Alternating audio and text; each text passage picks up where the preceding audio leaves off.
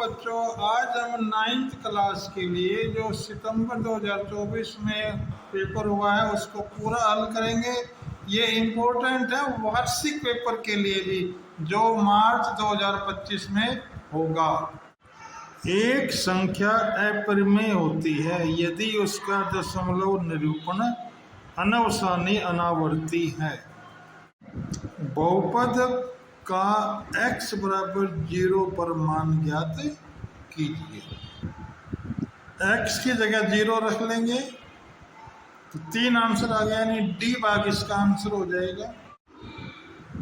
बिंदु 3,0 किस अक्ष पर स्थित है? इसका आंसर हो जाएगा ए भाग x अक्ष पर। k का मान ज्ञात कीजिए यदि x बराबर 1 और y बराबर 2। समीकरण 2x = 3y बराबर k1 हल है। तो x की जगह हम 1 लिखेंगे, y की जगह हम 2 लिखेंगे। ये आ जाएगा हल करके 2 + 6 बराबर k, यानी k बराबर 8, यानी इसका बी भाग आंसर हो जाएगा। निम्नलिखित कथनों में से कौन सही है? ए भाग सही है। अभिगृहित ऐसे प्रस्ताव साध्य होते हैं जिन्हें मान लिया जाता है। बहुपद 2 घटा x की 2 जमा x की 3 में x की 2 का गुणनांक क्या है? देखिए भाई, x की 2 के आगे घटा, यहाँ 1 दिया नहीं होता तो 1 माना जाता है, इसलिए आंसर हो गया ए भाग घटा 1 आंसर हो जाएगा। वर्ग 120 - 160 का वर्ग चिन्ह लिखिए। वर्ग चिन्ह होता है, इन दोनों को जोड़ के 2 से भाग दे देंगे, यह आ जाएगा 140 आंसर हो जाएगा। उस त्रिभुज का क्षेत्रफल ज्ञात कीजिए जिसकी वजह 3, 4 और 5 सेंटीमीटर। हीरोन का सूत्र लगाना है भाई। यहाँ पे ए बी सी लिख लेंगे। एस बराबर होता है a जमा बी जमा सी बटे 2, मान रख लेंगे, यह आ जाएगा 6। त्रिभुज का क्षेत्रफल का सूत्र ये होता है, हमने इसमें मान रख लेंगे भाई। ये आ जाएगी, इसकी मान रख के बाद घटाने के बाद आ जाएगा, इनकी गुणा आ जाएगी वर्गमूल 36, तो उत्तर आ जाएगा 6 सेंटीमीटर स्क्वायर आंसर हो जाएगा। यूक्लिड की अभिधारणाओं की संख्या 7 है, 7 है। समीकरण का हल कीजिए। देखिए 2x, ये x इधर आके घटा हो जाएगा और ये 1 इधर जाके इधर घटा हो जाएगा। तो 2x में से x क्या? x, 3 में से क्या? 2, तो x बराबर 2 आंसर हो जाएगा। अभी कथन है ए, बिंदु -7 - 9 तृतीय चतुर्थांश में स्थित है। ठीक है। कारण है एक बिंदु जिसके दोनों निर्देशांक ऋणात्मक हो तृतीय चतुर्थांश में स्थित है। ये भी सही है, इसकी व्याख्या सही है। तो इसका आंसर क्या भाग हो जाएगा?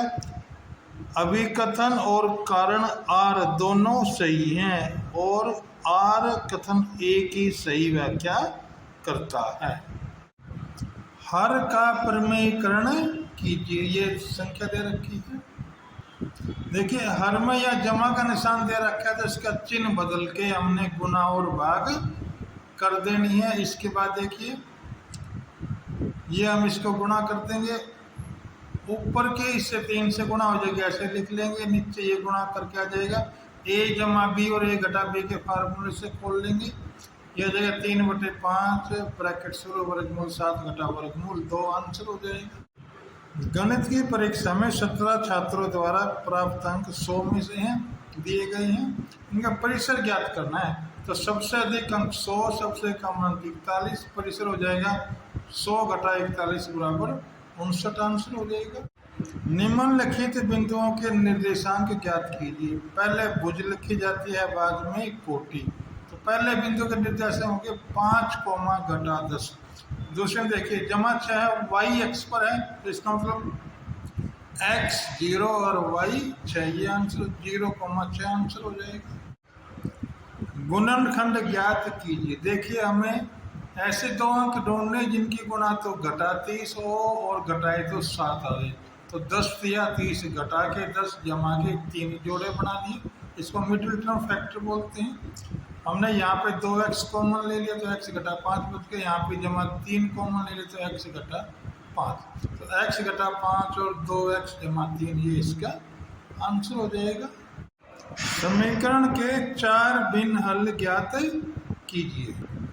समीकरण निकले x जमा 2y बराबर 6। इस 2y को इधर ले जाएंगे तो x बराबर 6 घटा y।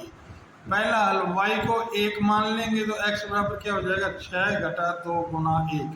6 घटा 2 बराबर 4 यानी 4,1 आंसर हो जाएगा। ऐसे y को 2 मान लेंगे तो क्या हो जाएगा x बराबर 6 घटा 2 गुना 2 यानी y की जगह हमने 2 लिख देंगे तो 6 घटा 4 बराबर 2, 2,2। इसी प्रकार 3 रख देंगे और फिर 4 रख देंगे। इस प्रकार ये 4 हल आंसर हो जाएंगे। सीधी गुना किए बिना 105 गुना 106 का मूल्यांकन कीजिए। तो हमने ये लिख लिया है 105 को 100 जमा 5 और 106 को 100 जमा 6 में इनके गुना कर देंगे। ये भाई फार्मूला लगा देंगे x के 2 जमा a जमा b x जमा a। हमने एक x की जगह 100 लिख देंगे, a की जगह 5 लिख देंगे और b की जगह 6 लिख देंगे। हमने इसको हल कर लेंगे, ये आंसर आ जाएगा। प्रश्न नंबर 18 गुणनखंड ज्ञात कीजिए। इसके गुणनखंड करने हैं, बड़ा आसान तरीका है। देखिए इसके गुणनखंड इसके आखिर में 2 है तो क्या हो सकते हैं +-1 और +-2। हमने f1 f-1 f2 f-2 निकालेंगे। ये हमने समीकरण fx लिख लिया, इसमें f1 निकाल लेंगे। ये 0 आ गया, f1 बराबर 0 तो x-1 इसका गुणनखंड है। ऐसे ही f-1 रखेंगे यानी x की जगह -1 रखेंगे, फिर इसकी वैल्यू निकाल लेंगे, वो भी 0 आ जाएगी तो x जमा 1 गुणनखंड है। 2 भी रखेंगे तो भी 0 आ जाएगी तो यह जगह x-2 गुणनखंड है। परंतु जब -2 रखेंगे तो आंसर 0 नहीं आएगा, इसलिए x जमा 2 गुणनखंड नहीं है। अब ये गुणनखंड हो जाएंगे, ये आंसर हो जाएगा। एक त्रिभुज का क्षेत्रफल ज्ञात करना है जिसकी भुजा 8 सेंटीमीटर और 11 सेंटीमीटर है और पैरामीटर 32 सेंटीमीटर है। तीसरी भुजा निकाल लेंगे, परिमाप घटा भुजाओं का योग। 1 8 का आ गया 13, s बराबर हो जाएगा 32/2 यानी 32 को 2 से भाग देंगे 16 आ जाएगा। त्रिभुज का क्षेत्रफल हीरोन का सूत्र लगा देंगे। अब इसका मान रख लेंगे, ये आंसर आएगा 8 वर्गमूल 30 सेंटीमीटर स्क्वायर आंसर हो जाएगा। प्रश्न नंबर 19 ज्ञात कीजिए 32 की पावर 1/5। 32 के ये अभाज्य गुणनखंड बना लेंगे, ये आ जाएंगे, ये लिख दिया हमने पावर 1/5। ये आगे 2 की पावर 5 क्योंकि ये 5 पर आ रहे हैं, इसकी पावर 1/5 तो 5 से 5 कट गया तो 2 की पावर 1 यानी 2 आंसर हो जाएगा। त्रिभुज की भुजाएं 12, 17 और 25 के अनुपात में, इसका परिमाप 540 सेंटीमीटर तो इसका क्षेत्रफल ज्ञात कीजिए। इंपॉर्टेंट क्वेश्चन है, लगभग पेपरों में ये आता है। परिमाप 540 है, मान ला त्रिभुज की भुजाएं ये मान लेंगे a जमा b जमा c बराबर 540 दे रखा है। अब इसका मान रख लेंगे, ये हमने a b c की वैल्यू निकाल ली है। यहाँ से s का मान भी निकल जाएगा भाई, ये आ गया 270। हीरोन फार्मूला लगा देंगे, क्षेत्रफल का ये सूत्र होता है, हमने इनका मान रख देंगे, इसको आगे हल कर लेंगे, ये आ जाएगा 9000 सेंटीमीटर स्क्वायर आंसर हो जाएगा। रीता और रंजीत पीटीएम अटेंड करके अपने घर जा रही हैं। रीता ने अपने पिता से पूछा, पिताजी आपकी उम्र कितनी है? तो रंजीत ने कहा हमारी उम्र का योग 55 वर्ष, यानी दोनों की उम्र का जोड़ 55 है। तो ये x जमा y बराबर 55 सेकंड भाग इसका आंसर हो जाएगा। दूसरा, 10 वर्ष बाद मेरी उम्र आपकी उम्र से दुगनी होगी।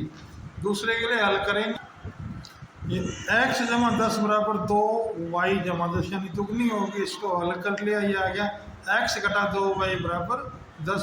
फोर्थ पार्ट इसका आंसर हो जाएगा।